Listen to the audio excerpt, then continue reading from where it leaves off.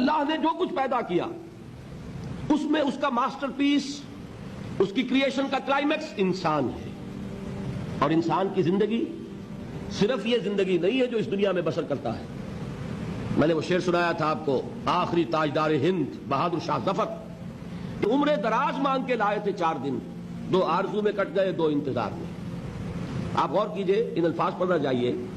Average life کیا ہے انسان کی؟ اس کا کتنا حصہ ہے جو بچپن، نہ سمجھ ہے، نہ شعور ہے، نہ ہوش ہے، کھیل کود میں گزر گیا، اور ایک عمر کے بعد پھر وہ بچپن آ جاتا ہے.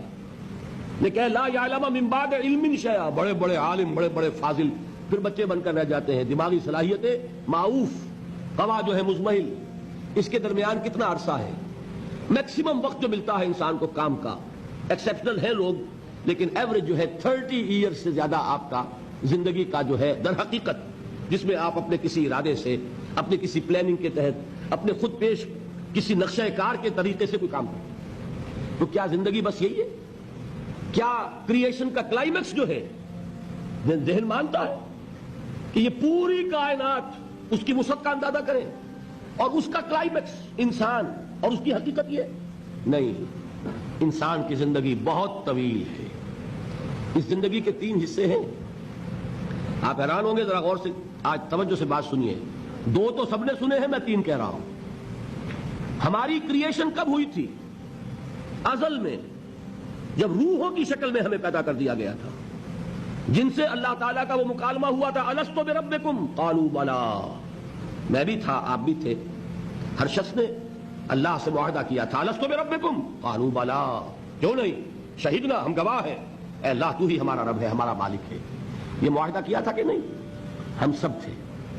فرق کیا ہے؟ صرف ہماری ارواح تھی، یہ اجساد نہیں تھے، جسم نہیں تھے، ارواح تھی. تو کریشن تو اس وقت سے ہے. ایک زندگی ہماری وہ ہے جو ہم بتا آئے. ایک زندگی یہ ہے کہ ایک جسم کے ساتھ، وہ جسم جو زمین سے بن رہا ہے، پیدا ہو رہا ہے، زمین کی غذا سے پل رہا ہے، اس کے ساتھ اس روح کو شامل کر دیا گیا. یہ ہماری حیات دنیاوی ہے. اس کے بعد وقت آئے گا، جسم واپس چلا جائے گا جہاں سے آیا تھا.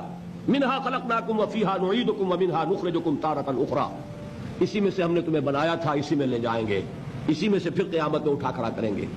لیکن کیا روح بھی دفن ہو جاتی ہے؟ نہیں. تمہاری اصل حقیقت وہ اس وقت لوٹتی ہے وہاں جہاں سے وہ آئی تھی. یہ مفہوم ہے انا للہ و انا الیہ راجعون. ہماری ارواح وہاں سے آئی تھی، وہیں لوٹ جائیں گی. ہمارا جسم زمین سے آیا تھا، زمین میں لوٹ جائے گا. یہ زمینی شے ہے، وہیں سے آئی تھی، وہیں دفن ہو جائے گی. دفن ہو، جلا دی جائے، جو بھی ہو وہیں جائے گی.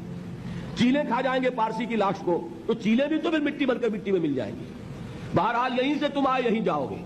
لیکن ہم در حقیقت جس شے سے عبارت ہے وہ ہمارا جسم نہیں ہے، بلکہ وہ ہے ہماری روح. وہ روح جو ہے وہ تو اس وقت سے ہے، الستو بربکم جب ہم نے کہا تھا. اس کے بعد ہمیں یہاں بھیجا گیا اس جسم کے ساتھ، اور وہ روح واپس جائے گی. انا للہ و انا الیہ راجعون. اب اس کو آپ نے سمجھا؟ انسانی زندگی کا یہ تصور ہے جسے ہم تسلیم کرتے ہیں. بدقسمتی جیسا کہ میں نے عرض کیا، پہلے حصے کو اکثر و بیشتر کوئی جانتا نہیں، ذکر کرتا ہی نہیں. 2 حصوں کو تو مسلمان نہ مانے گا تو وہ مسلمان ہی نہیں. حیات دنیاوی، حیات اخروی، یہ 2 تو ماننے پڑیں گے نا، ورنہ تو مسلمان ہی نہیں بنتا. بہرحال اگر یہ زندگی اتنی طویل ہے تو یہ درمیان میں جو موت کا وقفہ ڈالا، کیوں ڈالا؟ موت ایک زندگی کا وقفہ ہے، یعنی آگے بڑھیں گے دم لے کر. کیوں ڈالا؟ اس لیے کہ ایک حصہ تمہاری زندگی کا ایک امتحانی وقفہ بنا دیا جائے. خلق الموت والحیات لیبلوکم ایکم احسن عملا. موت اور زندگی کا یہ معاملہ اس لیے پیدا کیا تاکہ تمہیں جانچے، پرکھے، آزمائے کہ کون ہے تم میں سے اچھے عمل کرنے والے. یہ ایک امتحانی وقفہ ہے. میں نے 30 برس کہے تھے نا. آپ ایک امتحان سے واقف ہیں جو 3 گھنٹے کا ہوتا ہے. 3 گھنٹے کا پرچہ ہے. وہ صرف فرق کیا ہے؟ وہ کوانٹیٹیو ڈفرنس ہے، کوالیٹیٹیو ڈفرنس نہیں ہے. 3 گھنٹے کا پرچہ اور 30 برس کا پرچہ ہے جو میں اور آپ لکھ رہے ہیں اپنے اعمال سے، اپنے افعال سے، اپنے اقوال سے، اپنی ساری سعی و جہد سے. 30 برس کا ایک پرچہ ہے جو ہم دے رہے ہیں. یہ جو خلق الموت والحیات لیبلوکم ایکم احسن عملا، اور حیات انسانی کا یہ طول، علامہ اقبال کے 2 اشعار ہیں نہایت قیمتی ہیں. آب زر کسی شے کا نام نہیں اقبال کے ان اشعار کے لیے، جو اس سے کہیں قیمتی شے ہو اس سے وہ لکھے جانے کے قابل ہے. کیا فرماتے ہیں؟ تو اسے پیمانہ امروز و فردا سے نہ ناپ، جاویداں پہ ہمدماں ہر دم جواں ہے زندگی۔ یہ کیا تم نے حساب جوڑا ہوا ہے کہ 365 دنوں کا ایک سال، اور ایک سال کے پھر 30 سال اور 40 سال اور 100 سال، یہ ہے تمہاری زندگی؟ تو اسے پیمانہ امروز و فردا سے نہ ناپ، جاویداں پہ ہمدماں ہر دم جواں ہے زندگی۔ اس کے ساتھ ہی دوسرا شعر سنانے سے پہلے جو پہلا شعر ہے، اب اس کا میں مفہوم بیان نہیں کروں گا، جو سمجھتے ہیں انہی کو یاد دلا رہا ہوں۔